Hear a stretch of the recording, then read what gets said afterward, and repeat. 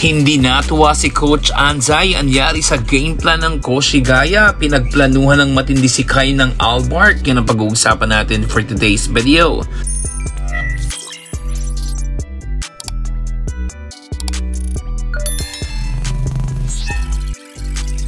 A blowout loss para sa unang game ng Koshigaya Alpha sa B1 Division against a well-balanced team ng Albark Tokyo. Final score 75-57 kung saan dinumina ng Tokyo ang visiting team sa second quarter at sa final quarter ng game. Kung tutusin ay nakakasabay pa ang Koshigaya sa first quarter at nagawa pa nilang makalamang sa home team.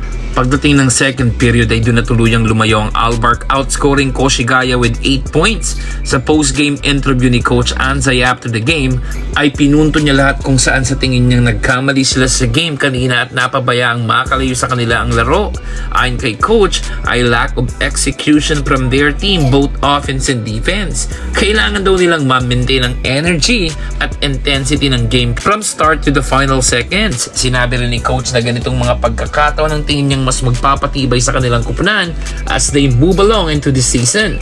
Yung mga ganitong pagkatalo ay magagamit nila kapag nakatapat nila ang mga top teams sa B1 Division, which is isa na ang Albark Tokyo at ang upcoming opponent nila next week na Ryokyu Golden Kings. Maraming mga fans din ang nakapansin sa tila limitadong touches for Kai Soto sa game kanina. Naglaro si Kaiju ng 27 minutes pero 4 field goal attempts lang ang nagawa niya. Isa doon ay from 3-point area pa. Walang madaling pasa na natanggap si Kai sa poste kahit maganda ng posisyon ito na kayang-kayang i-take advantage ang bantay o kaya naman magpasabit ng foul. Dati naman ay ginagawa ito ng kanyang mga kakampi during the preseason games at nung mga tune-up games nila. Pero di natin alam kung ano ang nabago sa plays ng Koshigaya at imposibleng hindi ito nakita ni Coach kanina na makailang beses humingi si Kai sa post pero hindi nabibigyan. Kung titingnan mo ang box score ay halos lahat ng players ng Koshigaya ay gustong pumuntos at si Kai Soto na 27 minutes naglaro at pinakamalaki sa team ay 4 field goal lamang ang nagawa.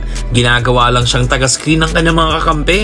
Siguro bukas sa game ay kailangan ni Kai medyo maging selfish rin at mag-create ng sarili niyang opensa kesa umasa sa mga pasa ng kanilang point guard. Wala nang Yuki Kawamura na magbibigay sa kanya ng mga easy lob passes, so kailangan niya talagang mag-create ng sarili niyang opensa.